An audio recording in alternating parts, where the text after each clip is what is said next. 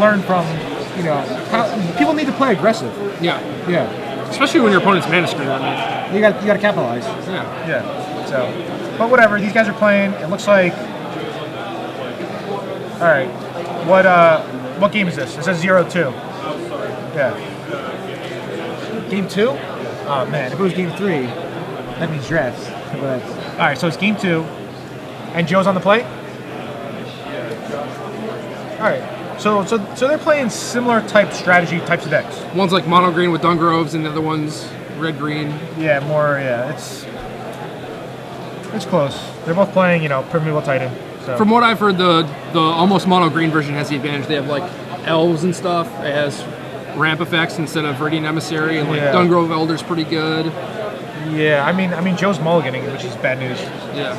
Yeah. Did you take any mulligans today? I've taken a lot. Really? Yeah. Your deck probably mulligans well, though. Yeah. Yeah. Like Last Ride is so good. Yeah, it is good. I can see it being good. So Colosso won the tournament with your deck. He did. And originally, I built this deck for my friend Phil Green, and he won his states as well. Really? Yeah, like he goes to almost all the opens just to Railbird. You know, he doesn't play or anything? Yeah, doesn't play. And then he's like, you know what, man, I'm feeling it. I think I want to play states. I'm like, oh, cool, Phil. Like, yeah, I know he likes mono black a lot, so I'm like, what about mono black infect? Because Jesse Smith was writing about it. This dude Smitty on Twitter, and he seemed to like it a lot. It seemed pretty good, you know. Yeah. And then Phil won his states. Colosso won his. I think it won 2 other states as well, like Alabama and maybe Hawaii or something. All right. Well, it seems like a real deck. Yeah, seems good. All right, so he's down to 6, but he's got to keep this hand, it looks like. Looks like a Forest and a Birds of Paradise. Yeah. Definitely a good start. Never mulligan that. Sure. Like, what else are you going to do? Is he actually thinking about mulliganing, or? Maybe he's thinking about his turn 1 play, or the other guy's thinking, I don't know. Yeah, I don't know. All right, so turn 1 bird for Joe. Who do you want to cheer for? I don't think that's fair to cheer for the players. No, I meant, like, who do you want to cheer for not in this game? Oh, not in this game? Just in, like, life in general. Myself. Yourself, of course. All right. For this tournament specifically. Yeah. But other than this tournament, I just want Infect to be on the map, you know? I just want to put it on the map. Okay, yeah. Not even myself. I could care less about the money and the fame. Yeah. All right, so you're cheering for Infect. I'm cheering for not green-white. I don't like the green-white deck. Are these guys 6-1? These guys are 5-1. Yeah, well, one of them is going to be 6-1. I'm pretty sure these guys are both 5-1. Okay, good, because these guys are a good matchup for me. Okay. So it'll be another one in my bracket for Infect. All right. All right, so Zenith for 1. Getting a Birds of Paradise, most likely. Yeah, I could definitely see that being the case. He only has 1 Bird of Paradise in his deck. Yeah. So it might be tough for him to find. It was at the very end. You're right. It was, yeah, it was on top.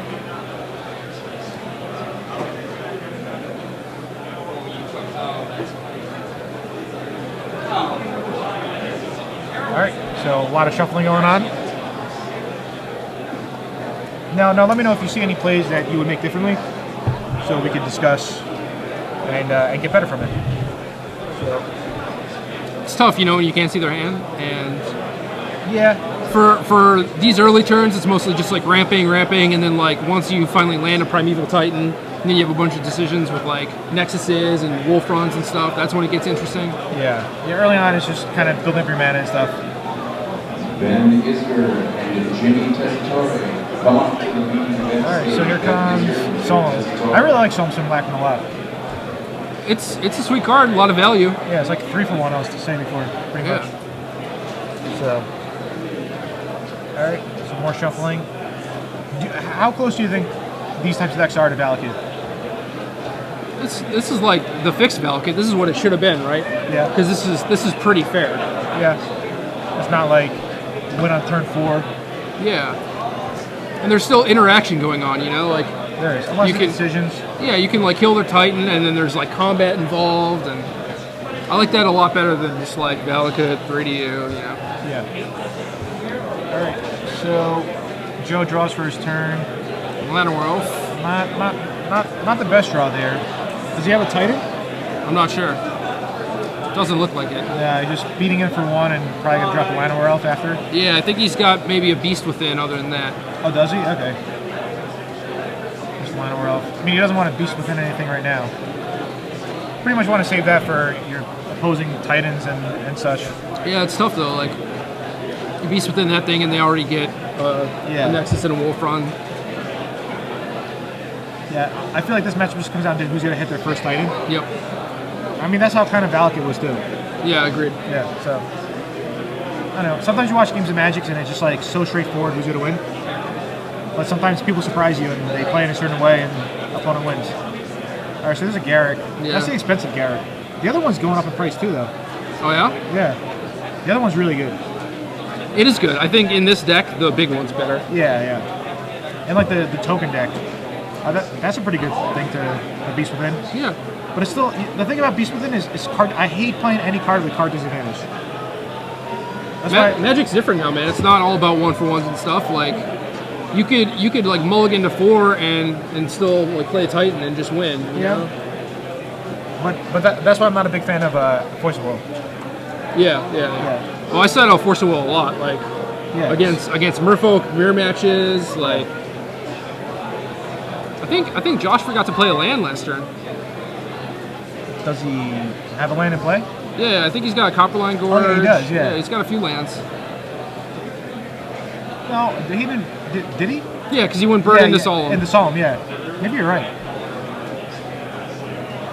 Maybe the whole like Beast Within on the in response to your Garrick thing, he's just like, "Are you done after that?" He's like, "Yeah, sure." Yeah. That's definitely it. So, I mean, it looks like Josh is in a great spot right now. Yeah, he's got a lot of incidental power just from Solemn, couple beasts. It's always good when like you forget to play a land or you do something and it just doesn't even matter at all. Yeah, it's just like I can't. That's what I'm saying. It's not all about like the little stuff, really. At least not in standard, you know. Like you can forget to play a land and still be crushing it. Yeah. I feel Legacy is more skill intensive. Yeah, I do too. Yeah. But there's so many decisions and all the cards are so cheap, so like the early turns matter a lot. Oh, definitely, yeah. Are you sad you can't bring back Team Italia? Top 8 again? Why? Because you're commentating, you're working. Oh, instead. yeah, I actually would have played Blue Black. Kind of close to that deck that you posted. Yeah. I actually made a similar deck, but I didn't write about it. Okay. Yeah, I played Hematorac though. Yeah. So. I just like fetching Basic Island a lot, so. Are they debating like if somebody played 2 lands or something? No, I don't know. I mean, I know that, the guy took the Mountain Dew bottle. Yeah, it was like pointed stuff. Yeah. I know that he forgot to play land. I mean, I watched him. He definitely did. Oh, Titan off the top. What's Joe's last card in the end? I'm not sure. If it's a land, maybe he's not going to play a land because he thinks the other guy, like you know what I'm saying? Yeah. Like he thinks he already played a land this turn. All right, so there's a Titan. I mean, maybe Joe could win now because of the Titan. Yeah. See, that's the thing. Like the dude's up a beast and another beast. And he got a land off his Solemn, like he's up a few cards, but like all of a sudden the Titan one comes Titan, out. just draw 6 cards. I mean, that's how it was when Jace was around. Yeah, it was like that's true. People would throw away cards and then would just draw Jace and brainstorm to get it back. And, I mean, it was kind of frustrating. But all right, so he does play a land this turn. That's good. And Nexus brings it up to 2 poisons. That's pretty good. Can he kill him next turn? 3? No, he can't. No. He's got 5, maybe? So 6? Oh, yeah. Not yet.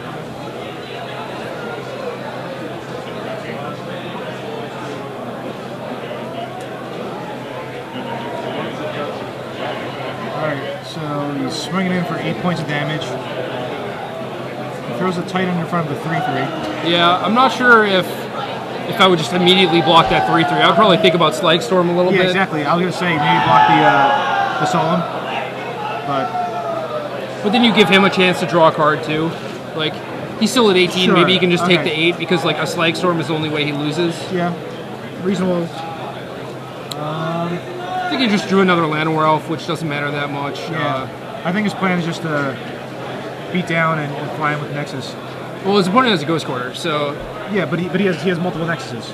Right, but it'll just Ghost Quarter whichever one you Wolf Run. I think it's better to just Wolf Run the Titan, right?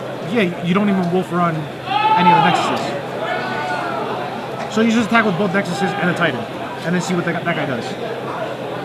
Okay. So now he's Beast Within the Titan. Oh, wow, okay.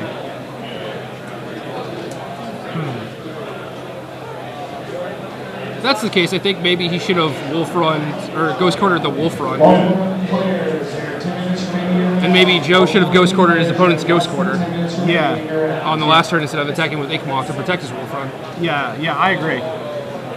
And now Joe played a third birds into that ration It bomb. doesn't make sense. He's got 2 birds and an elf. Yeah, why would Joe play that bird? I mean, Josh. You think you're winning, like you still have to play another game, like maybe time's running short, like you just start playing fast. Yeah, okay, that's fine. Not thinking all of plays 3 maybe. Yeah, sometimes just like I have the spell, I'm gonna cast it. Yeah, no, that's reasonable. All right, so Josh Rampant Growths. So I think the play right now is to blow the bomb. I mean, I would personally blow the bomb. Would you blow the bomb? It seems like you should do that main phase to constrict his mana. You know, Yeah. you're not going to get any more value out of it. Yeah. I can't tell what Josh has in his hand exactly, but I think it's just a Copperline Gorge and a Ripbone, correct? He yeah, just has it's two two lands. lands, yeah. Yeah, so blowing the bomb. Blow the bomb. All right, I'll swing him with both.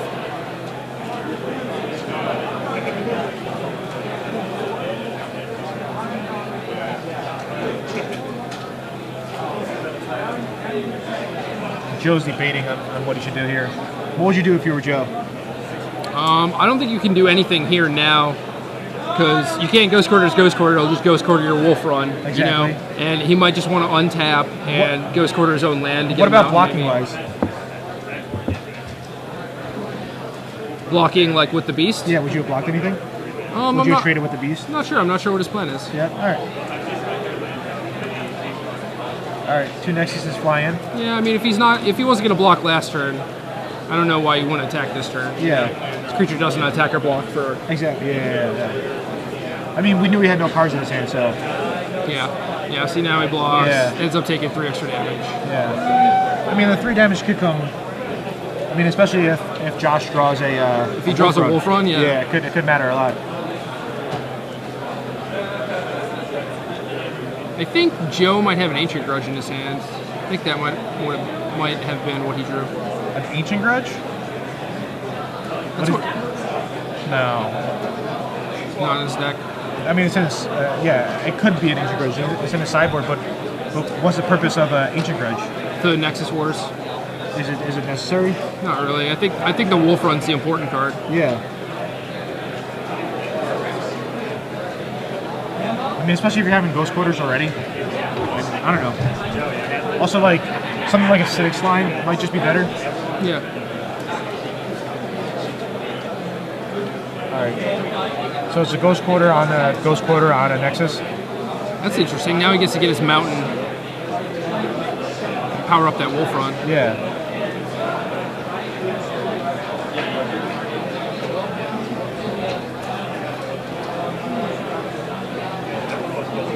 I don't know. I mean, I'm not too sure about what these guys' plans are either, so. They probably play the deck a lot more than me. Have you played this deck a lot? I have not. Yeah, I played against it a few times, but Yeah.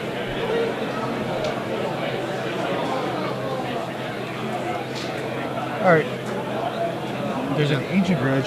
I think Josh is happy with that. yeah, for sure. I think he needs to draw a card to beat those Nexuses. And he drew a Nexus right now. Yeah. I think Joe just drew another Titan. Did he? If he did, that's pretty good. Nexus gets activated.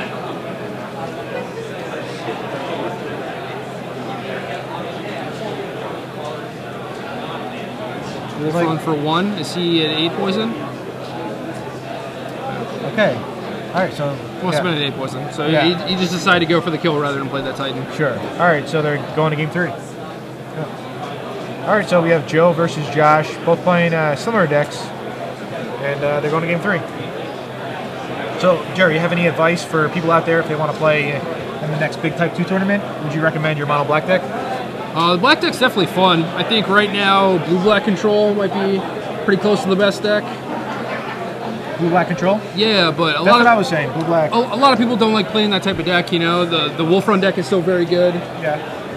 Blue black control is a deck where if you're a really good player and you know your deck really well, you're gonna have a good shot to do well. Yeah, I agree. What about blue-white? I was saying either blue-black or blue-white. That's what I would play if I played today. I think blue-black has better tools. I'm not really a big fan of the white cards. No. Like Day of Judgment is normally the card that you like lean on, but it's not very good against a lot of decks. Yeah.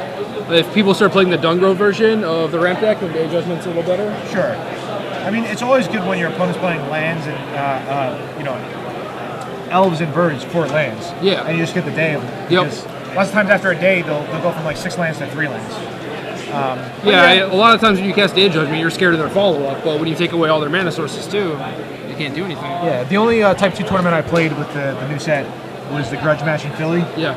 And I did well. I played blue-black. I pretty much was 7-0 with the deck.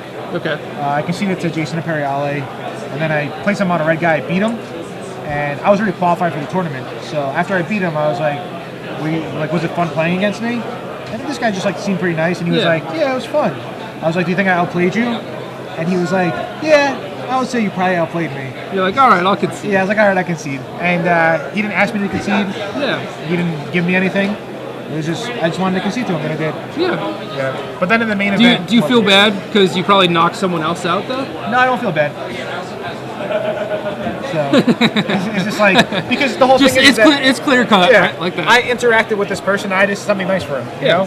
The other person, I don't know who came 33rd, and maybe that person who came 33rd, was like X2-1. Should an X2-1 really make it? You know what I'm saying? Well, your opponent would have been X3, right? Yeah, but... So should he make it? Yeah, of course. Because he said I outplayed him. So he's like, if you're watching guy who I conceded to, you're a nice guy. He's a nice guy. Yeah. So whatever.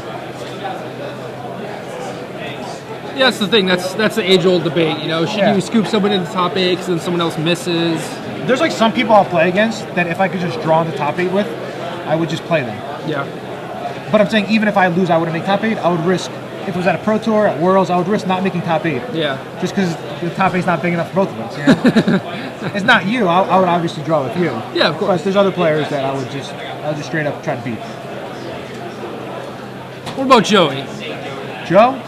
Yeah, sure. Yeah, I'll play him. No, I'll draw with him. Yeah. That was close. Yeah, it was close. I'll draw with him. So, all right. So it's game 3. I don't know who's going to win.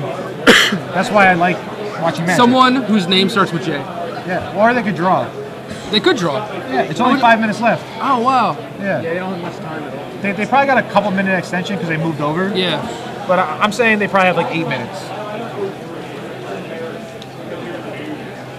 All right, they keep shuffling too. Normally when you don't have a lot of time, you don't shuffle a lot. Yeah. I would just try and eke out every turn possible. Yeah, if you're going to lose, you're going to lose, but you'd rather give yourself that chance to win. Yeah. And I think it's going to be a clean cut for top 8. I don't think any X101s? Well, I think X101s will make it. Okay. But that's besides the point. All right, so keep a hand. Yeah. All right, so he's showing the camera. Joe's hand was good, except it only had a mountain. If it was a forest, would it have been? Did you see if it had birds and elves? He definitely had a Birds of Paradise. I don't know what else he had. He had a couple Titans. Yeah. All right, so Joe's mulliganing. Now remember, kids at home, don't try to cheat at Magic because one time somebody mulliganed to 0. Do you remember this story? Were you at this Worlds? No. There was a guy. I'm not going to say his name. Okay. I told the story about Mickey Short before. You don't know who he is? No idea. I normally know this stuff too. Really? You gotta talk more, man. You gotta tell me more stories. All right. Well, the opposite of Short. That's the guy. Yeah, right. Sure. Sure. I told that story about Mickey Short, but this guy, I'll say his name is Minimum. His first name is Minimum. So if you could figure out what's the opposite of Minimum is, you would probably know the guy's first name. Yeah. And he mulliganed to 0. It was against Star Wars Kid. Okay.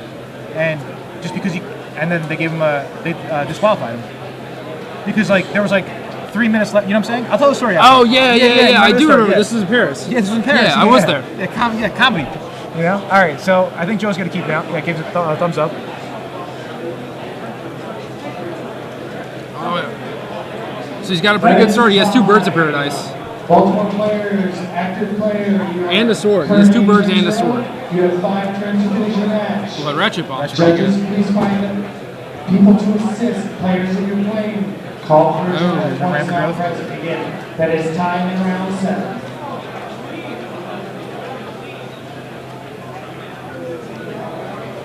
That's tough. Yeah. Doesn't have another land. So let's see what Josh ends up doing.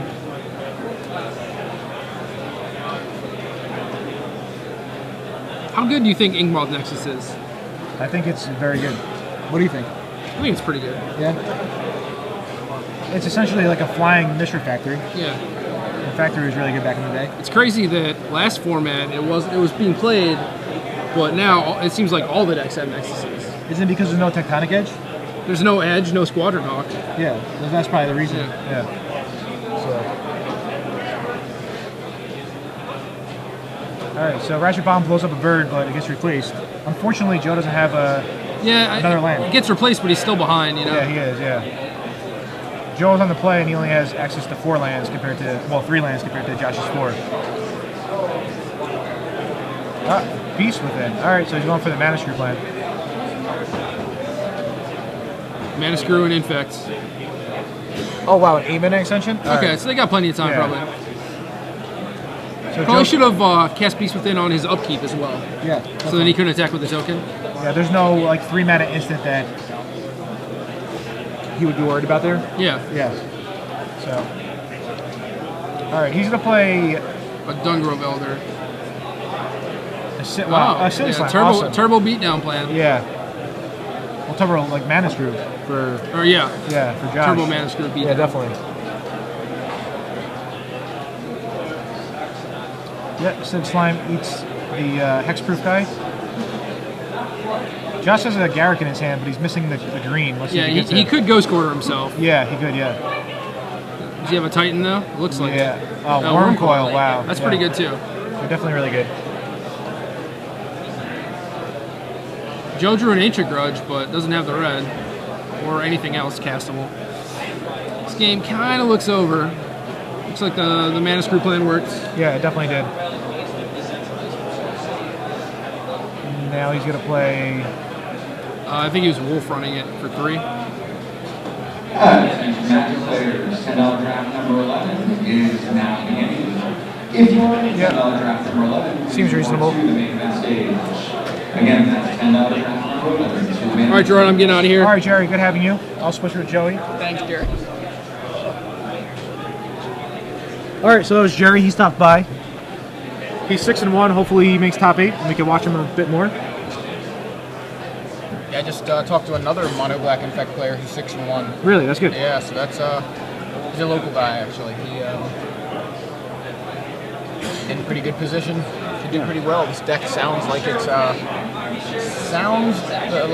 real deal. The Mono Black Infect. Really? Yeah. All right. So Mono Black Infect. Judge Brent George to the main event stage, please. Judge Brent George to the main event stage, please. So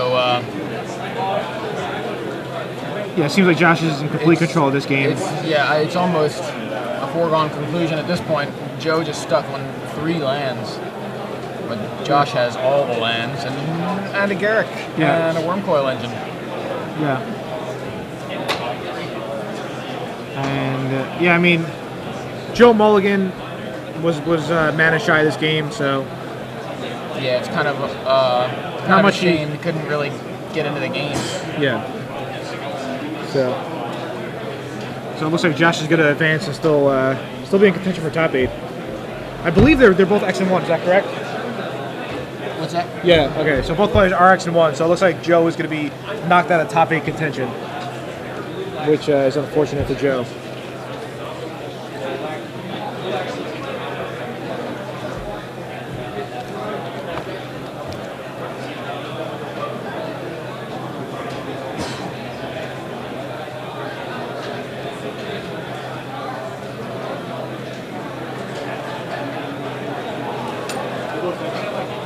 Oh, they're both actually X and O now? Okay. Wow, they're both X and O. Yeah, we saw Jerry T at X and 1 because we requested him, but I guess the other feature match tables were X and O matches. Yeah.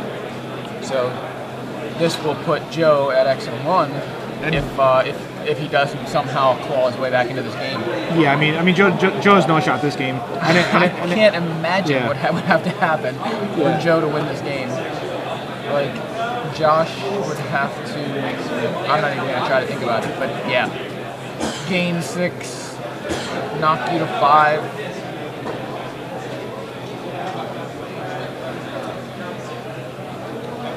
It looks like Joe has a beast within in his hand. Is it not? Maybe it's not. Yeah, it's probably worse to give him 9 yeah. power instead of 6. You know, Yeah. He beast within on a worm coil engine doesn't seem like a great idea. Yeah, it's just really bad either way. Yeah, so Joshua Adams, in the nick of time, takes the match. Yeah. All right, so are we gonna go to break or are we gonna stay on? Oh, right in the next round? Okay, cool.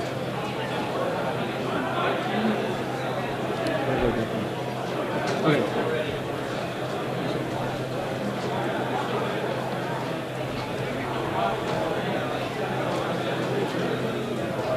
Oh, wow, totally didn't realize I was sitting there. So, for those of you guys who are just joining us, we just finished up round 7 of the Star City Games Open Series here in Baltimore. Gerard had to step out for a second. I think we're going to take a quick break and be right back with round 8 in just a few moments.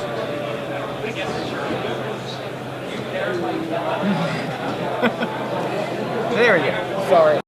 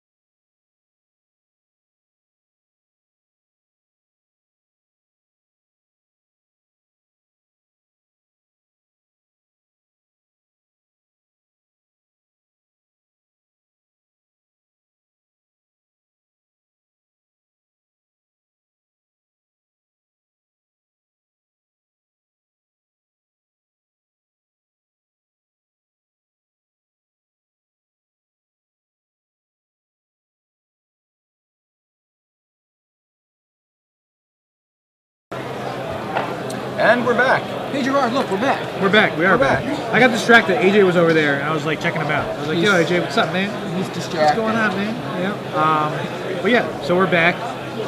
Jared was in here before. Yeah.